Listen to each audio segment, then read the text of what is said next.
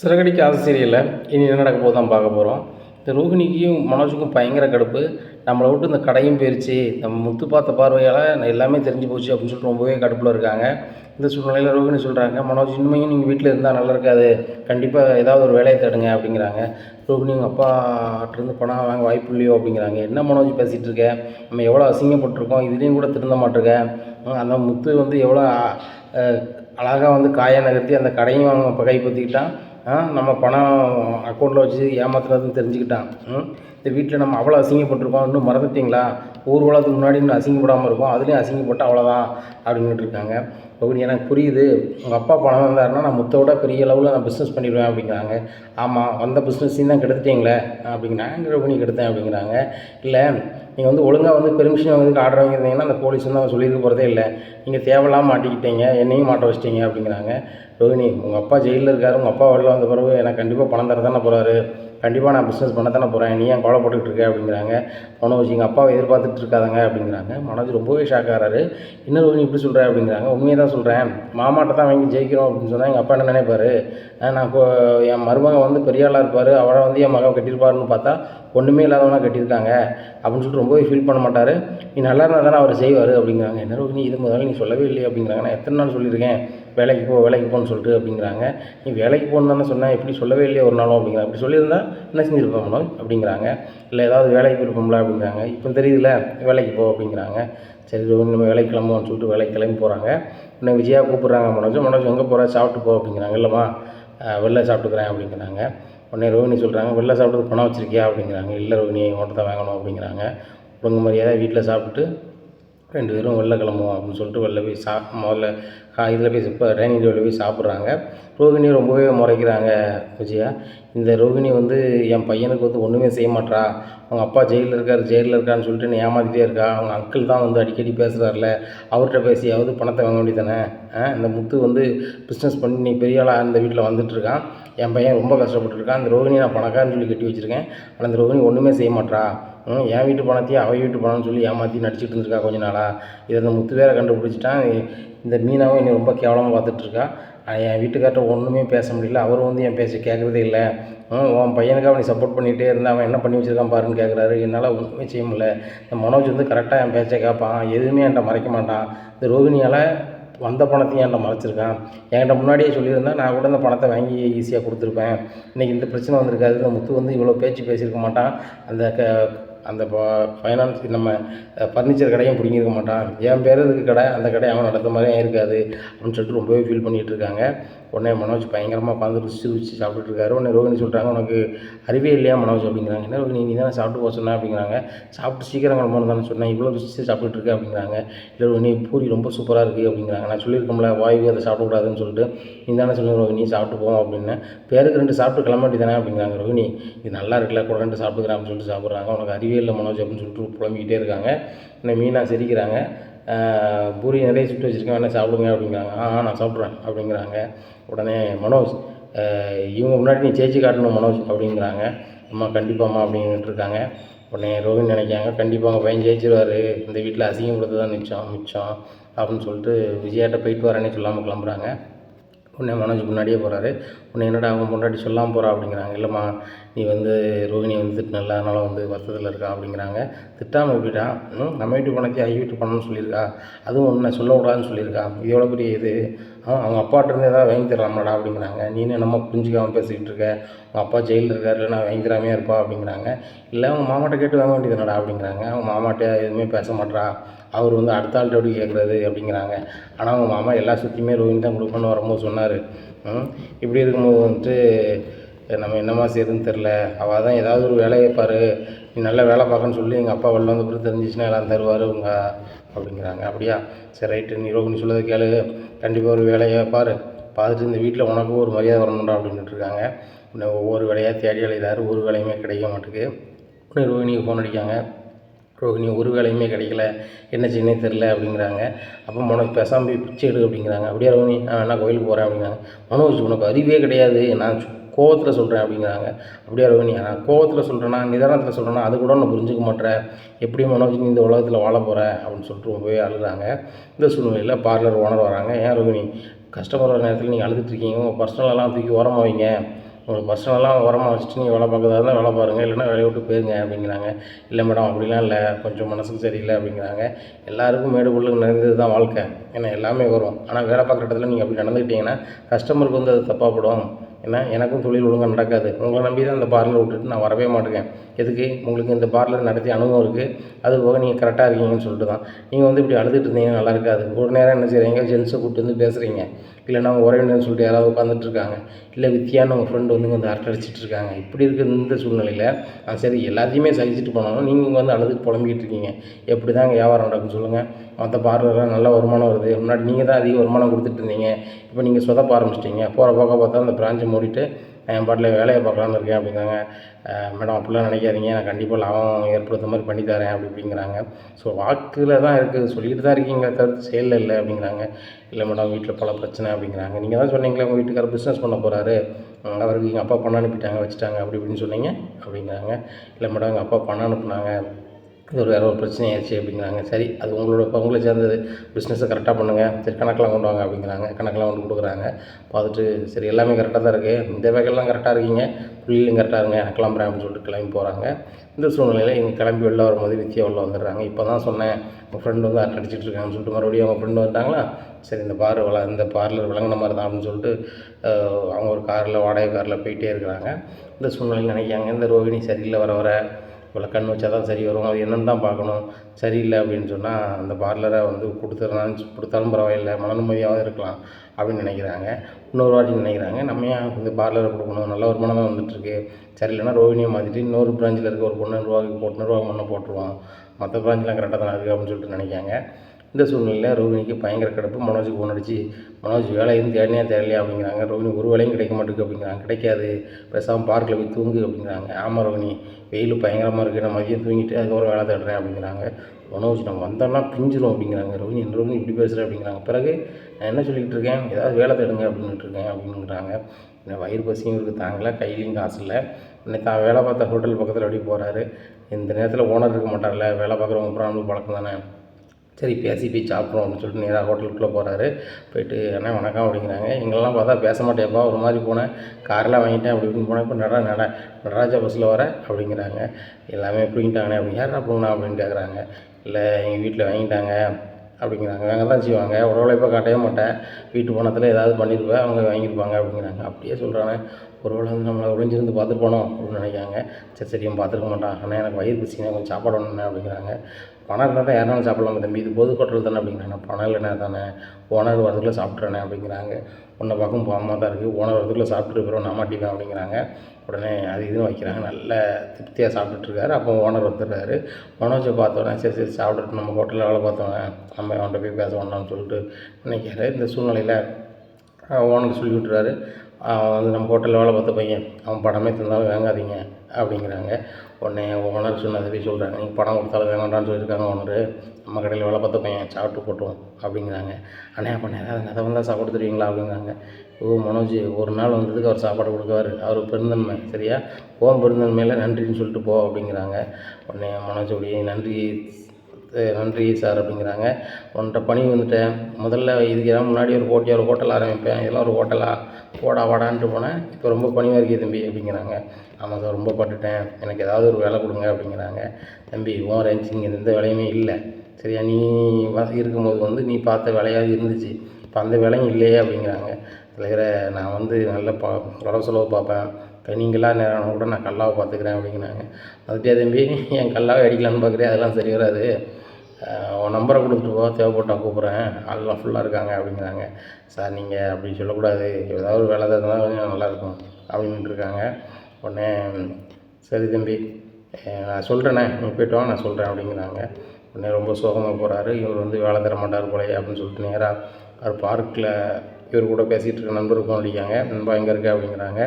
நண்பா நான் அதே பார்க்கில் தான் இருக்கேன், நீ பிஸ்னஸ் அதுன்னு பண்ணிட்டு பயங்கர பிஸி ஆகிட்டீங்க, உங்கள் லெவலே வேறு அப்படிங்கிறாங்க. நண்பா நான் அதோட மோசமாயிட்டேன், இப்போ நான் பார்க்குக்கு தான் வரேன் அப்படிங்கிறாங்க. என்ன நண்பா சொல்கிறேன், பெரிய ஃபர்னிச்சர் வேல்டு ஆரம்பிக்க போகிறேன்னு சொன்னால் அப்படி இப்படின்னா கடைசியில் காரெலாம் வாங்கியிருக்கேன்னு சொல்லிட்டு சீனை போட்டேன். எங்கள் மாமனார் 30 லட்ச ரூபா அனுப்பியிருக்காரு, இனிமேல் லெவலே வேறு அப்படி இப்படின்னு. இப்போ என்ன எப்படி பேசிகிட்டு இருக்கு அப்படிங்கிறாங்க. நண்பா பார்லருக்கு இப்போ நம்ம பார்க்கு வெளியே தான் இருக்கேன், உள்ளே வரேன் அப்படின்னு சொல்லிட்டு பார்க்குள்ளே போகிறாரு. போனோடனே என்ன மனோஜ் ஒரு மாதிரி வர அப்படிங்கிறாங்க. ரொம்ப சங்கடப்பட்டு வரேன். என் வீட்டம்மா ஏதாவது வேலை தேடி தான் வீட்டுக்கு வரணும்னு சொல்லிட்டாங்க. என் வீட்டில் உள்ள என் தம்பி ஒருத்தன் இருக்கான் முத்துன்னு சொல்லிட்டு, ஆமாம் டிரைவரு, அவன் எல்லாத்தையுமே பிடிங்கிட்டு விட்டான். என்ன பிடிங்கிட்டு விட்டானா? அவங்க அப்பா சும்மையாக விட்டாங்க அப்படிங்கிறாங்க. எங்கள் அப்பா பணத்தில் தான் நான் தொழில் பண்ணே போனேன். எங்கள் அப்பா பணத்தை எங்கள் மாமா பணம்னு சொல்லிட்டு சீன் போட்டு கிடந்தேன், மாட்டிக்கிட்டேன் அப்படிங்கிறாங்க. அப்படியா? உண்மையை எதையும் சொல்ல வேண்டியதானே, என்கிட்ட கூட நீ உள்ளது சொல்லலை. நான் எப்படி சொல்கிறது, சொன்னால் நீ தப்பான பிள்ளை தான் சொல்லணும்பா அப்படிங்கிறாங்க. நான் தான் சொன்னேன், அந்த சாமி சொல்லுது நீ கேளு, பெரிய ஆள் ஆகணும்னு சொன்னேன், நீ கேட்கல. நீ இடையிலே விட்டு அவன் பணமும் பவுஸும் இடையிலே போயிடுச்சு அப்படிங்கிறாங்க. ஆமாம் நண்பா, இப்போ ஏதாவது பண்ணி மறுபடியும் நான் பழைய நிலைமைக்கு வந்துடலாமா அப்படிங்கிறாங்க. நான் என்ன சாமியாரா இல்லைனா கடவுளா உனக்கு வந்து நினச்சது தர்றதுக்கு? ஒன்றும் தர முடியாது, எது வேணால் சாமிகிட்ட போய் கேட்போம். இப்போ வெயிலும் ஓவராக இருக்குது, கொஞ்சம் ரெஸ்ட்டை போடுவோம் அப்படிங்கிறாங்க. ரெஸ்ட்டை போடுறாங்க. நண்பா சாப்பிட்டியா அப்படின்னு கேட்குறாங்க. நான் வேலை பார்த்த ஹோட்டல்லே சாப்பிட்டேன் அப்படிங்கிறாங்க. பரவாயில்லையே, வேலை பார்த்த ஹோட்டல்லே சாப்பிட்டியா, காசு எவ்வளோ கொடுத்துருக்காங்கனாங்க அப்படிங்கிறாங்க. காசு வேணான்னு சொல்லிட்டாரு அப்படிங்கிறாங்க. சூப்பர் நண்பா, அந்த ஹோட்டல் எனக்கும் கொஞ்சம் பழக்கி விடு, நானும் போய் மதியம் சாப்பிட்டுக்கிறேன் அப்படிங்கிறாங்க. எனக்கு ஒரு நாள் அங்கே போனதுனால ஓனர் மன்னிச்சு தந்திருக்காரு. அதே ஹோட்டலில் நான் வேலை பார்க்க மாட்டேன், வைக்க மாட்டேன்னு சொல்லிட்டு ஓனரை சத்தம் போட்டு வந்தேன். அவர் பெருந்தன்மையாக எனக்கு சாப்பாடு தந்திருக்காரு, ஒரு பிச்சைக்காரன் கணக்கில் தந்திருக்காரு அப்படிங்கிறாங்க. என்ன சொல்லி பேசுகிறீங்க? உண்மைதான், இல்லைனா எனக்கு சாப்பாடு தரப்போறதில்லை. அதுபோக அதே ஹோட்டலில் வேக்கன்லாம் இருக்குது, வேலை கேட்குறேன், எனக்கு தர மாட்டுறாரு அப்படிங்கிறாங்க. அங்கே சுறுசுறுப்பாக இருக்கவங்க தான் கொடுப்பாங்க நண்பா அப்படிங்கிறாங்க. அப்போ என்ன பார்த்தா எப்படி தெரியுது அப்படிங்கிறாங்க. உனக்கு வந்து எப்படியோ கல்யாணம் ஆயிடுச்சுன்னு தான் இருக்காங்க, மற்றபடி சுறுசுறுப்புலாம் தரமாட்டாங்க நண்பா. உனக்கு இந்த வேலைலாம் செட் ஆகாது, உனக்கு ஒரே வேலை செட் ஆகிறது ஒரு வேலை தான் அப்படிங்கிறாங்க. என்ன நண்பா, என்ன வேலை? அந்த வேலை என் தகுதிக்கு ஏற்றாப்புல இருக்கணும், அவன் தகுதிக்கு ஏற்றாப்புல தான் இருக்கும், படிப்புக்கு ஏற்றாப்புல தான் இருக்கும் அப்படிங்கிறாங்க. என்ன வேலை நண்பா அப்படிங்கிறாங்க. இதே பார்க்கில் உட்காந்து கடலை சாப்பிட்றது தான், கரெக்டாக காலையில் 8 மணிக்கு வா, சாயந்தரம் 5 மணிக்கு போ, என்ன மாதிரி ஜாலியாக இரு அப்படிங்கிறாங்க. எனக்கு இது ஆசை தான் நண்பா, என் ரோகிணி தான் வந்து ஏதாவது வேலைக்கு போனால் தான் முடியும், இந்த வீட்டில் 4 பேர் மாதிரி நம்மளும் வாழ்ந்து காட்டணும் அப்படி இப்படிங்கிறாங்க. அதான் கடுப்பாக இருக்குது அப்படிங்கிறாங்க. மனோஜ் ஒய்ஃப்னா அப்படி சொல்ல தான் செய்வாங்க, ஏன் ஒய்ஃபு சொல்லாமே இருக்காங்க, நல்லா வேலை பார்க்குற மாதிரி நான் சீனை போடலை, அது மாதிரி சீனை போட்டுக்க வேண்டியதான். ஏதாவது ஒரு உருட்டணும் புரட்டணும், அதை செய்யணும், அதை செய்யாமலும் எப்படி பண்ண முடியும்? இப்போ நான் வந்துட்டு கொஞ்சமாக கிடக்கிற பணத்தை வந்து ஃபைனான்ஸ் போட்டிருக்கேன், ஃபைனான்ஸில் வர வட்டியை நான் சம்பளம்னு சொல்லி கொடுக்குறேன், உனக்கு வந்து கொடுக்குறதுக்கு ஒன்றுமே இல்லை, ஏதாவது பண்ணு அப்படிங்கிறாங்க. என்ன பண்ணுறது, எனக்கு ஒன்றுமே தெரியல அப்படிங்கிறாங்க. உங்கள் வீட்டம்மா நகை ஏதாவது இருக்கா அப்படிங்கிறாங்க. நகை இருக்குது, பெரிய அளவில் இருந்த மாதிரி இல்லை, நான் இருக்குது.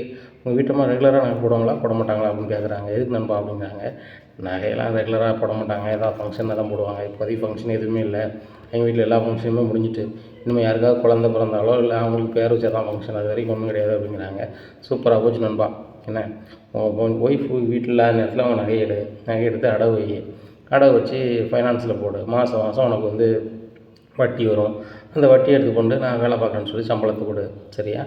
வட்டி நிறையா வந்துருச்சு அப்படின்னா அதை எடுத்து அந்த பொருளை திருப்பி ஒன்று நைஸாக கொண்டு வை, இப்படி செய்ய உருட்டு புரட்டு. நான் இந்த மாதிரி தான் என் வீட்டம்மா நகை பயன்படுத்தவே மாட்டான், பழைய பொருளை அதை நான் வந்து விற்று வட்டிக்கு அங்கங்கே போட்டேன். இப்போ கிட்டத்தட்ட எனக்கு மாதம் ஒரு 25,000 வட்டி கொடுத்த மாதிரி இருக்குது. 25,000 நான் சம்பளம் கொண்டு என் வீட்டை கொடுப்பேன். என் வீட்டுக்காரர் ரெகுலராக வேலைக்கு போகிறாரு, 25,000 மாதம் சம்பளம்னு சொல்லிட்டு ஊருக்கு போகிறான்னு சொல்லியிருக்கான். எனக்கும் பெருமையாக இருக்குது, என் வீட்டம்மாவும் சந்தோஷமாக இருக்கான், என் வீட்டுக்காரையும் வேலை பார்க்க, குடும்பமும் நல்லா ஓடுது. அப்படி இருந்தால் தான் பிழைக்க முடியும். இப்படி பார்க்கில் படுத்தாலும் கூட நம்மளுக்கு ஏதாவது ஒரு வருமானம் வேணும்ல. நம்மளுக்கு டைம் பாஸுக்கு நம்ம வட்டி கொடுத்து கொண்டு போய் கேட்க வேண்டியதான், அவன் கரெக்டாக தரப்போகிறான். தரலைன்னா நம்மளுக்கு அங்கே கொஞ்சம் இன்னொரு டைம் பாஸ் ஆன மாதிரி என்ன தேவையாசிக்கிச்சு வாங்கிக்க வேண்டியதான், சரியா? சில நேரம் வட்டி வர லேட் ஆகிடுச்சுன்னா சம்பளம் போட லேட் ஆகிடுச்சுமா அப்படிமான்னு சொல்லி வாங்கி கொடுத்துக்க வேண்டியதான்.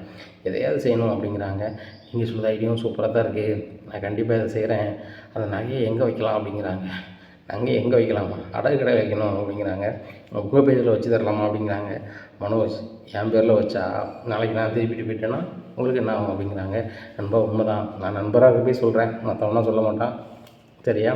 நகையை உங்கள் பேர்லேயே வைங்க, உங்கள் பேரில் வச்சு பில்லு பத்திரமா வைங்க அப்படிங்கிறாங்க. இந்த சூழ்நிலையில் ரோகிணி நகையை தூக்கிட வேண்டியதான் அப்படின்னு சொல்லிட்டு நினைக்காங்க. நேராக வீட்டுக்கு போகிறாங்க. மனோஜ்கிட்ட கேட்குறாங்க, ரோகிணி வேலை ஏதாவது கிடைச்சா வச்சா அப்படிங்கிறாங்க. இல்லை நாளைக்கு வந்து வேலையில் ஒரு வேலையில் ஜாயின் பண்ண சொல்லியிருக்காங்க அப்படிங்கிறாங்க. சூப்பர் மனோஜ் அப்படிங்கிறாங்க. ஆமாம், நாளையிலேருந்து ரெகுலராக 8:30 வர சொல்லியிருக்காங்க, ஈவினிங் 5:30 விட்ருவாங்க அப்படிங்கிறாங்க. சூப்பர் வேலை மனோஜ். அதுக்கப்புறம் நீங்கள் பார்லர் வாங்க, நம்ம ஒன்றா வீட்டுக்கு போயிடுவோம் அப்படிங்கிறாங்க. இப்படியே நம்ம பண்ணிகிட்டு இருந்தோம்னா சீக்கிரம் நம்ம சூப்பர் புது காரே வாங்கிடலாம். நீங்கள் வேலைக்கு போய்ட்டு என்ன கார்லேயே கூப்பிட்டு வந்துடுவீங்க, நானும் வந்துடுவேன்.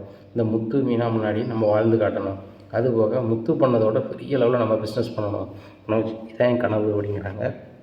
எனக்கு புரியுது ரோகிணி, நான் நல்லா வேலை பார்த்தா தான் உங்கள் அப்பா வந்து எவ்வளோ நாள் பணம் தருவாங்களே அப்படிங்கிறாங்க. இப்போவும் ரோகிணி பார்க்குறாங்க.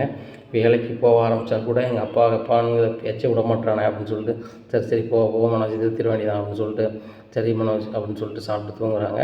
இந்த சூழ்நிலையில் விஜயாட்ட சொல்கிறாங்க, எனக்கு வேலை கிடச்சிருச்சு, நாளிலேருந்து வேலைக்கு போக போகிறேன் அப்படிங்கிறாங்க. இப்போ தானே எனக்கு சந்தோஷமாக இருக்குது, உன் படிப்புக்கு ஏற்ற வேலையாடான்னு கேட்குறாங்க. அவன் படிப்புக்கு ஏற்ற வேலை, என் படிப்புக்கும் திறமைக்கு ஏற்ற வேலைம்மா, நல்ல வேலைம்மா, மாதம் 25,000 ஆரம்ப சம்பளம், போக சம்பளம் கூடும் அப்படிங்கிறாங்க. ஆரம்ப சம்பளமே 25,000 சூப்பர்டா அப்படிங்கிறாங்க. ஆமாம்மா அப்படின்னு சொல்கிறாங்க. உடனே எல்லோரும் படுத்து தூங்குறாங்க. விடிய கிழமை எந்திக்கிறாங்க. எந்திரிச்சோடனே பரபரப்பாக சாப்பிட்றாங்க. சாப்பிட்ட உடனே என்ன மனோஜ் கிளம்புறீங்களா அப்படிங்கிறாங்க. இல்லை ரோகிணி, என்னை 12 மணிக்கு தான் வர ஜாயின் பண்ண சொல்லியிருக்காங்க அப்படின்னு. 12 மணிக்கு வர சொல்லியிருக்காங்க அப்படிங்கிறாங்க. ஆமாம், நான் பார்லர் போய்ட்டு வரேன் அப்படின்னு சொல்லிட்டு கிளம்புறாங்க. ரோகிணி கிளம்புனோடனே கதவை அடைக்கிறாங்க. அடைச்சிட்டு பீரோ பூரா தேடுறாங்க. நகை எங்கே இருக்குன்னு சொல்லிட்டு நகையை எடுத்துடுறாங்க. நகையை எடுத்து பேக்கில் வச்சுக்கிறாரு. ரைட்டு, நகையை இன்றைக்கி அடை வச்சு வட்டி கொடுத்துட வேண்டியதான் அப்படின்னு நினைக்கிறாங்க. இந்த சூழ்நிலையில் ஒரு ஃப்ரெண்ட்டை போகிறாரு. ஃப்ரெண்ட்டு போனோன்னே நகையை நீங்கள் சொன்ன மாதிரியே கொண்டு வந்துட்டேன் அப்படிங்கிறாங்க. ஐயோ, நான் ஐடியா தான் சொன்னேன், உங்களுக்கு செய்யணும்னா செய்யும், செய்யாதுன்னு போகிறோம் அப்படிங்கிறாங்க. என்னங்க எப்படி சொல்கிறீங்க, இப்படி செய்யுங்க நீங்கள் தானே சொன்னீங்க அப்படிங்கிறாங்க. நான் இப்படி செஞ்சேன்னு தான் சொன்னேன், உங்கள் செய்ய சொல்லலை அப்படிங்கிறாங்க. சரி எனக்கு நகையை வச்சு தரணும், ஏதாவது தெரிஞ்ச நகைக்கடை இருக்கா அப்படின்னு கேட்குறாங்க. நகைக்கடையில் வைக்கணும்னா நகைக்கடையில் வைக்கணும், இது கூட உங்களுக்கு தெரில. சரி வரும், நகைக்கடையில் போனால் விற்பனைக்கெலாம் வாங்குவாங்க, அடகாக வாங்குவாங்க. சரி அப்படின்னு சொல்லிட்டு ஒரு அடகு கடைக்கு போகிறாங்க.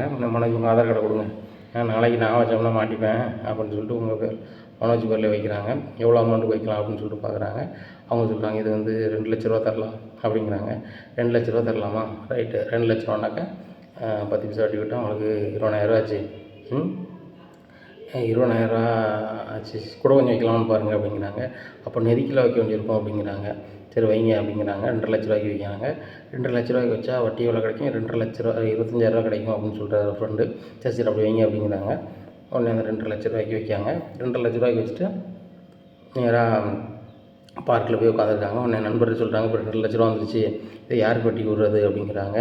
உடனே 2-3 பேருக்கு ஃபோன் அடிக்கிறார் ஒரு ஃப்ரெண்டு. யாருக்கு வட்டிக்கு வேணுமா அப்படின்னு சொல்லிட்டு. உடனே ஒரு ஆள் ஃபோன் அடிக்கார். இந்த மாதிரி நான் செல்ஃபோன் கடை வச்சுருக்கேன், எனக்கு வட்டிக்கு வேணும் அப்படிங்கிறாங்க. எப்பா 10 பைசா வட்டி தான் வந்துடும்ல அப்படிங்கிறாங்க. கண்டிப்பாக வந்துடும், 10 பைசா வட்டி வந்துடும் அப்படிங்கிறாங்க. அப்போ 25 ரூபா ஆச்சு, மாதம் கொடுத்துருவியா அப்படிங்கிற, வந்துடுவேன் அப்படிங்கிறாங்க. உங்கள் ஆஃபீஸ் எங்கே இருக்குது சார், எங்கே வரணும் அப்படின்னு கேட்குறாங்க. நம்ம ஆஃபீஸ் பார்க்கு தான் வழக்கம் போல், ஏற்கனவே ஒரு நண்பர் வாங்கியிருக்காரு, அவரை கூட்டிகிட்டு நம்ம அந்த பார்க்கு வாங்க அப்படிங்கிறாங்க. அந்த செல்ஃபோன் கடைக்காரர் இன்னொரு பார்க் அட்ரஸ் தெரிஞ்சுக்கிட்டு ஒரு நண்பரை கூப்பிட்டு வராங்க.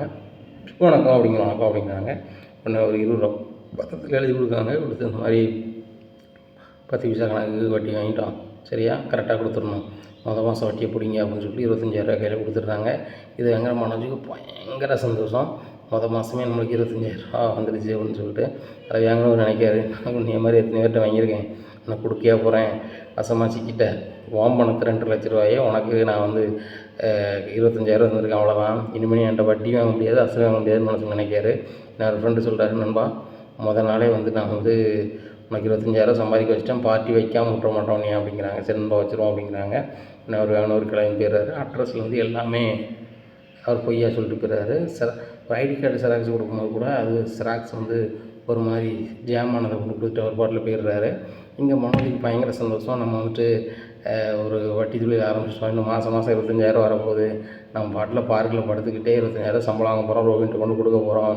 ஒரு வருஷம் அப்படி நம்ம டக்காலிட்டி பண்ணிக்கிட்டு இருந்தோம்னா, ஒரு வருஷம் கழிச்சு எங்கள் மாமா பயங்கர பிஸ்னஸ் வச்சு தர போகிறாரு. இந்த முத்து எங்கள் அப்பா 27 லட்ச ரூபா தந்துட்டு அவர் பயங்கரமாக சீன் போட்டுட்ருக்காரு. எங்கள் மாமா 27 கோடி ரூபா தர போகிறாரு. அந்த 27 கோடி ரூபா வச்சு நான் பெரிய ஆளாக போகிறேன். ரோகிணி மாமாவே சொல்லிட்டாரு, அவர் சொத்து எனக்கு தான் சொல்லிட்டு, இனிமேல் எனக்கு ராஜ வாழ்க்கை தான் அப்படி இப்படி சொல்லி பயங்கர சந்தோஷமாக இருக்காங்க. என்ன ஒரு ஃப்ரெண்டு கேட்காரு, என்ன மனோஜ் ரொம்ப சந்தோஷமாக இருக்கீங்க அப்படிங்கிறாங்க.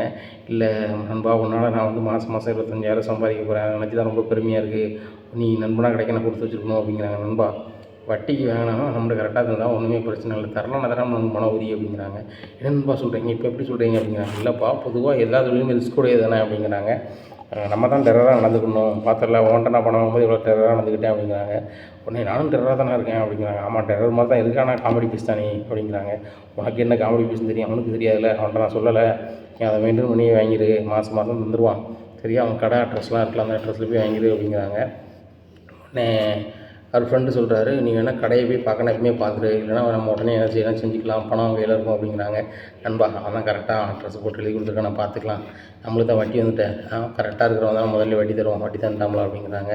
உடனே அவர் ஃப்ரெண்டு நினைக்காரு, சரி பணம் கொடுத்துருவானே, ரிஸ்க் எடுக்கல, எனக்கு என்ன, சரி பார்ட்டி வை அப்படிங்கிறாங்க. என்ன பார்ட்டி வேணும் அப்படிங்கிறாங்க.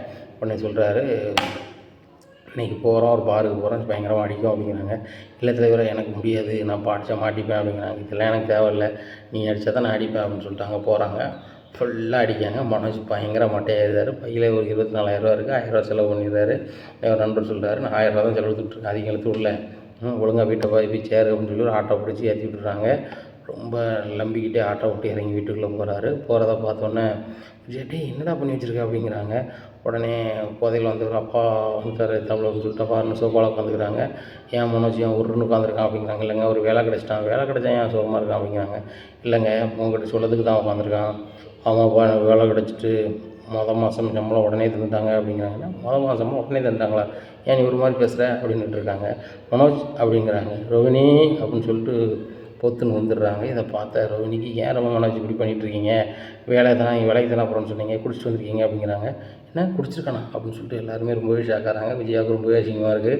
இன்னும் முத்து சொல்கிறாரு, வேலைக்கு போகிறானோ போகலையோ இதை மட்டும் கரெக்டாக செஞ்சிடறான், என்னையை அவங்க வீட்டம்மா குடிகாரன்னுட்டு இருப்பாங்க.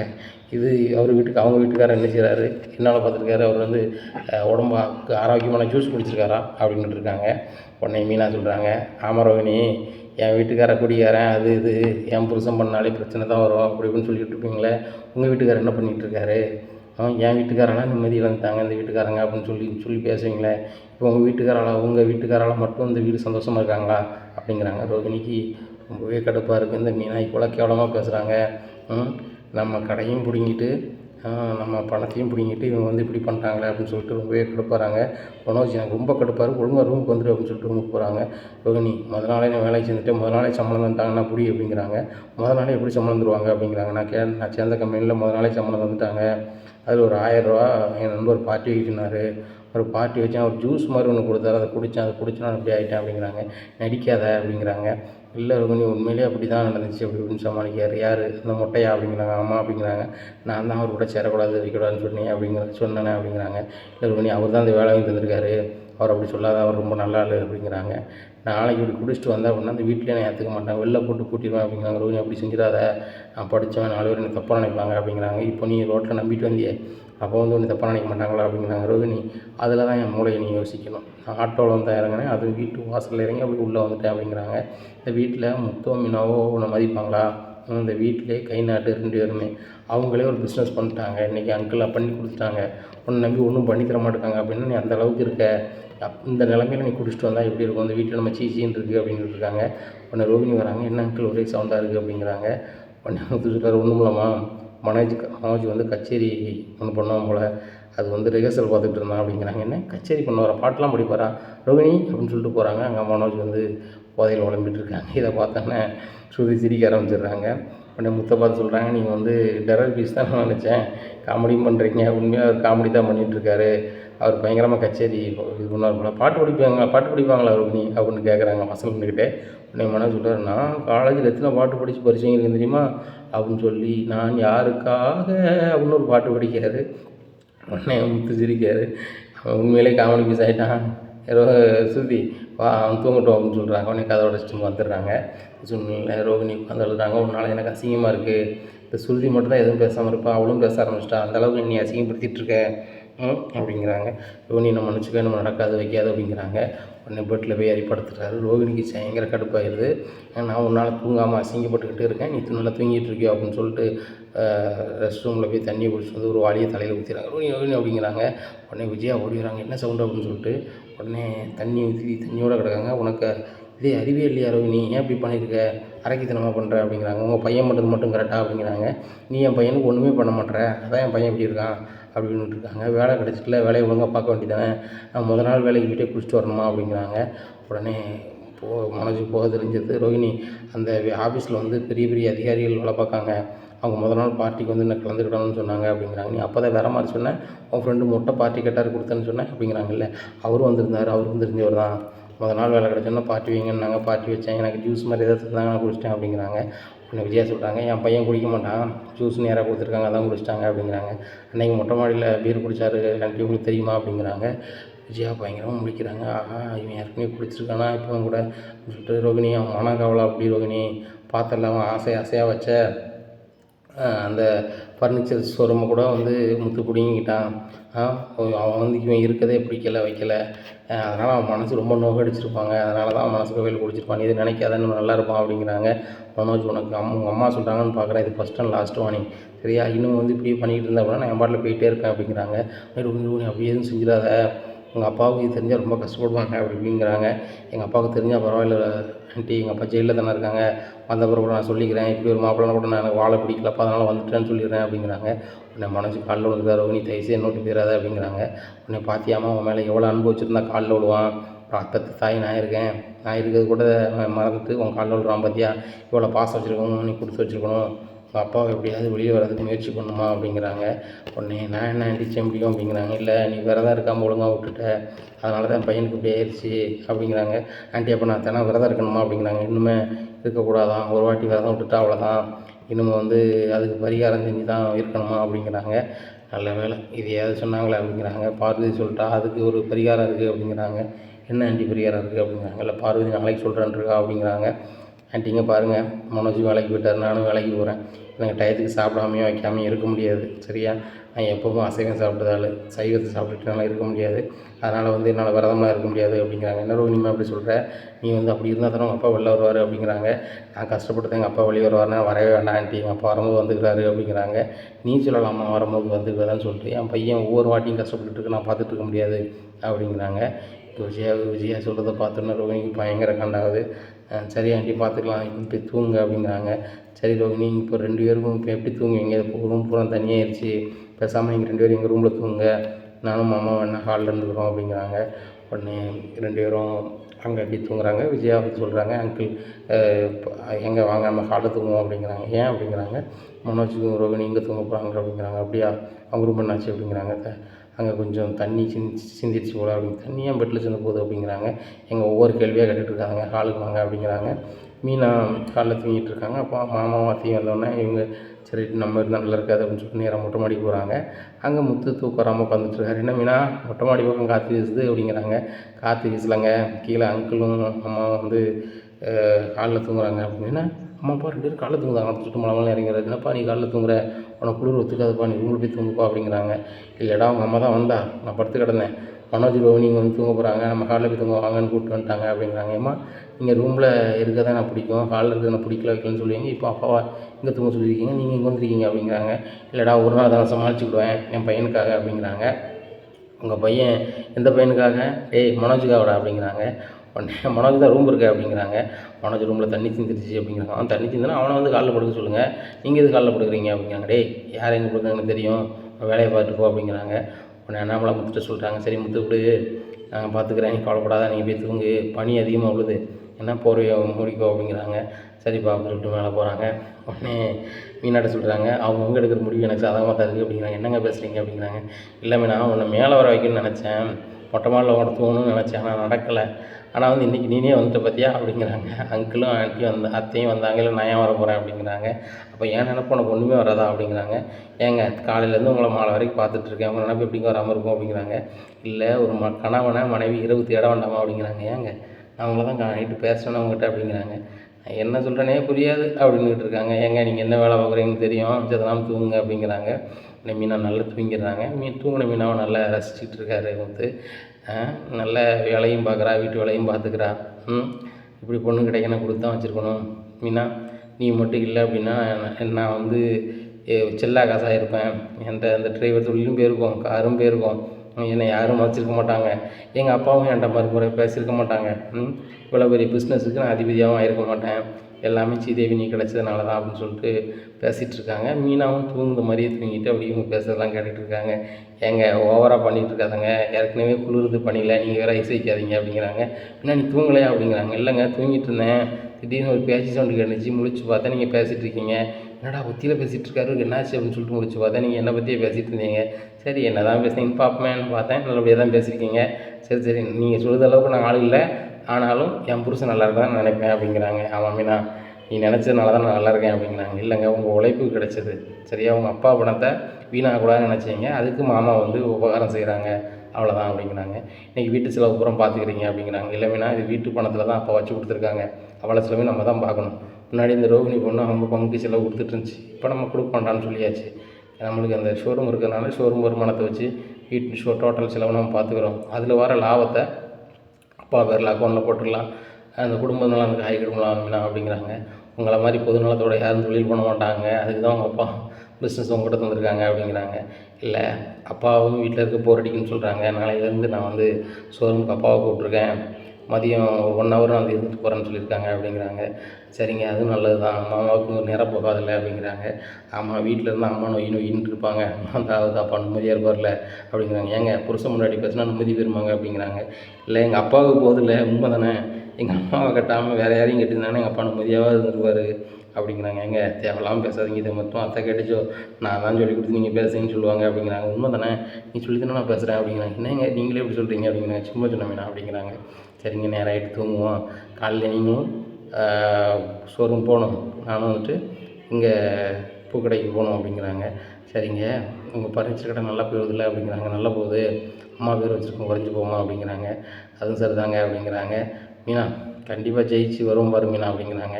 எங்கள் தொழிலில் நீங்கள் ஜெயிச்சிட்டீங்க ஆல்ரெடி, சரியா, ஒன்றுமே பிரச்சனை இல்லை, எப்பவும் போல் கொண்டு போங்க அப்படிங்கிறாங்க. சரி, சத்யா வந்து என்ன சொன்னா அப்படிங்கிறாங்க. சத்யா தாங்க சொன்ன பேச்சே கேட்க மாட்றான், சிட்டி வேலையை தான் பார்த்துட்டே இருக்கான் அப்படிங்கிறாங்க. அது சிட்டி நல்லவன் கிடையாது, எனக்கும் தெரியுதுங்க, என்ன செய்கிறது, அவன் யார் பேச்சையும் கேட்க மாட்றான், எப்போ தான் மாறுவான்னு தெரில, எங்கள் அம்மா ஒழுங்காகவே சாப்பிட மாட்றாங்கன்னு நினச்சி இப்படி ஆகிட்டானேன்னு சொல்லிட்டு வீட்டுக்கு ஒழுங்காக வரானா அப்படிங்கிறாங்க. இங்கேங்க வர்றதில்லை, இப்போ சிட்டி ஆஃபீஸ்லேயே தான் தூங்குறான், சிட்டி எல்லா பொறுப்பையும் அவன்கிட்ட கொடுத்துட்டானா அப்படிங்கிறாங்க.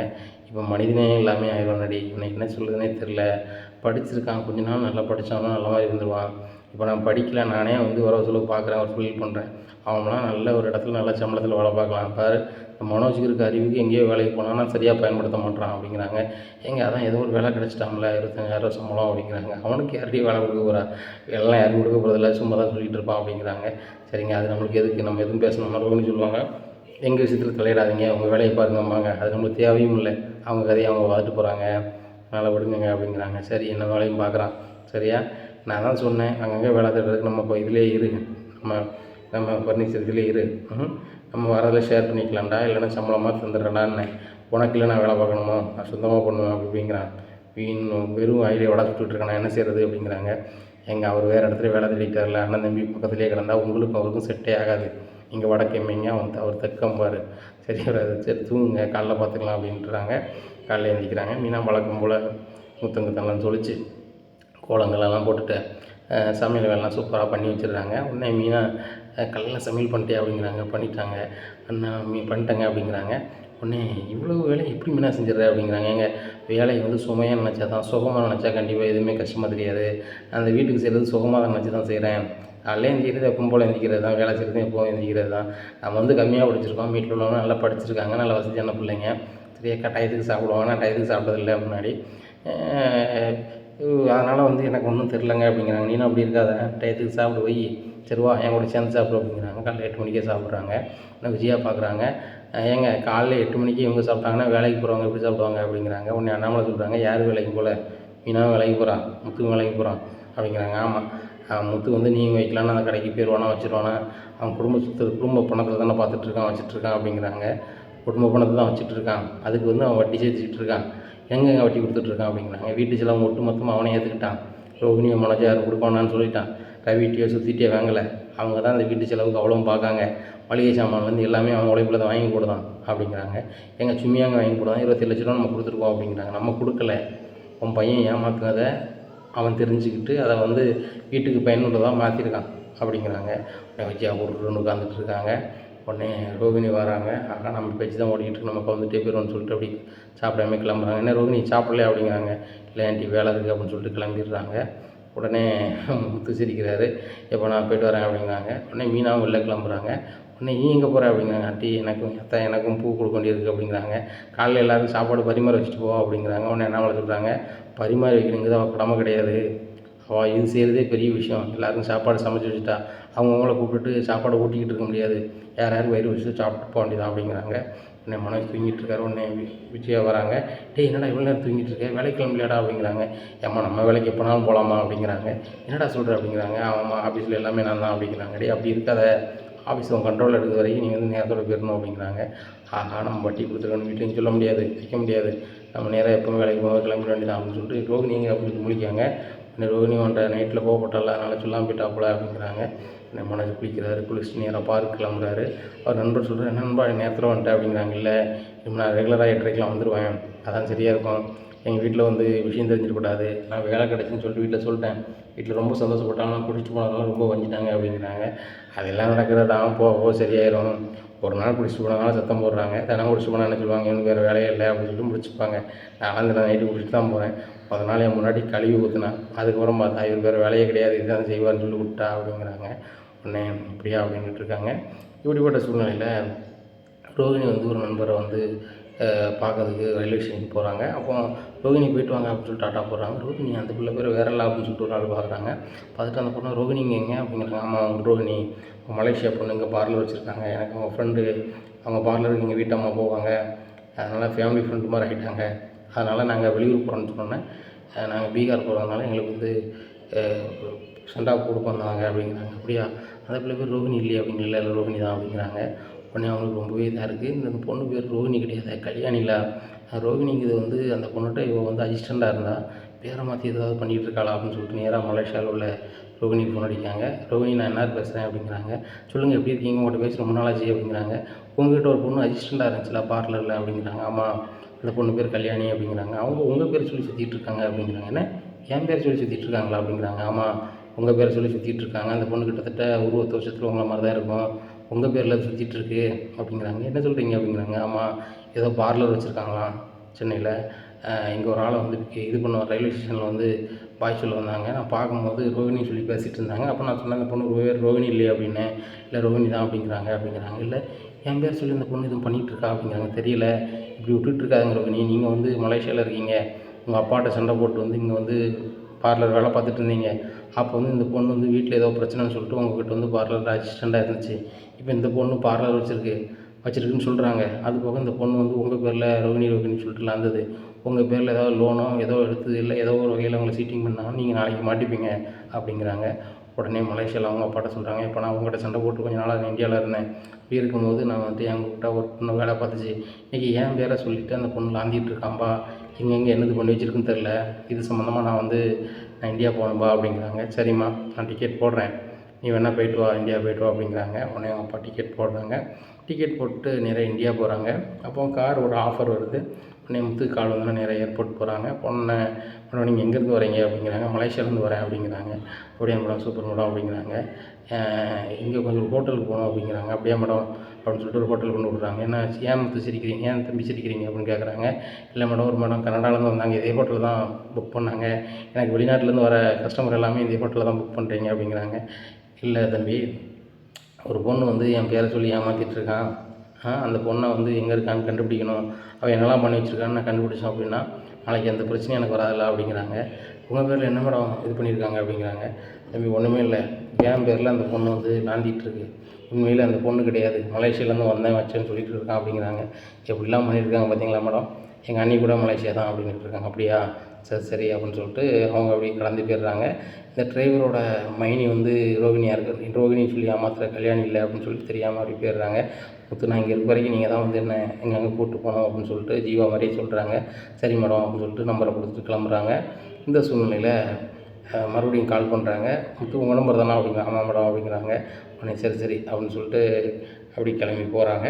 இந்த சூழ்நிலையில் முத்து அப்படின்னு மறுபடியும் கூப்பிட்றாங்க. மேடம் அப்படின்னு சொல்லிட்டு நிற்கிறாங்க. காரணம் போய்ட்டு கொஞ்சம் வாங்க, ஏன்னா வந்து நீங்கள் மறந்துடாதீங்க, ஏன்னா வந்து ஏன் தோற்றத்துலேயே ஒரு பொண்ணு வந்து ஏமாற்றிட்டுருக்கேன் அப்படின்னு சொல்கிறாங்க, சரியா, அதனால் என்ன ஒரு ஃபோட்டோ எடுத்து வச்சுக்கோங்க உங்களோட சேர்ந்து அப்படிங்கிறாங்க. உடனே சரி மேடம் அப்படின்னு சொல்லிட்டு ஒரு ஃபோட்டோ எடுக்கிறாங்க, செல்ஃபி மாதிரி எடுத்து வச்சுக்கிறாங்க. உடனே வீட்டில் போய் பேசுகிறாங்க. உடனே மீனா அன்றைக்கி ஒரு ஆஃபர் வந்துச்சு அப்படிங்கிறாங்க. எங்கள் ஷோரூமை விட்டு நீங்கள் வந்து போய்ட்டு வந்துட்டீங்களா அப்படிங்கிறாங்க. ஆமாம் மீனா, சில நேரம் வந்து நம்ம மதிய நேரம் சும்மா இருப்போம், ஒரு ஆஃபர் வந்தால் போய்ட்டு வர வேண்டியதுன்னு சொல்லிட்டு போனேன். அப்போது அந்த கனடா மேடம் மாதிரி ஒரு மேடம் வந்தாங்க, அவங்களுக்கு மலேசியாவா, அவங்க ஃபோட்டோ வேணால் பாரு அப்படின்ட்டு இருக்காங்க. இந்த சூழ்நிலையில் மலேசியாவா அப்படின்னு சொல்லிட்டு ரோகிணி எப்படி கிராஸ் பண்ணி போகும்போது பார்க்காங்க, நம்ம ரோஹிணின்னு சொல்லி கல்யாணம் அந்த ரோஹிணி ஃபோட்டோலாம் வச்சுருக்காங்க, அந்த ரோஹிணி ஃபோட்டோ எனக்கு எப்படி கிடச்சிச்சு அப்படின்னு சொல்லிட்டு திருன்னு முடிக்காங்க. இனி என்ன நடக்கும் இந்த ரோஹிணி வாழ்க்கையில் அப்படிங்கிறத பொறுத்து வந்து பார்க்கலாம். நம்ம சேனலை நீங்கள் மறக்காமல் லைக் அண்ட் சப்ஸ்கிரைப் பண்ணுங்கள். நன்றி, வணக்கம்.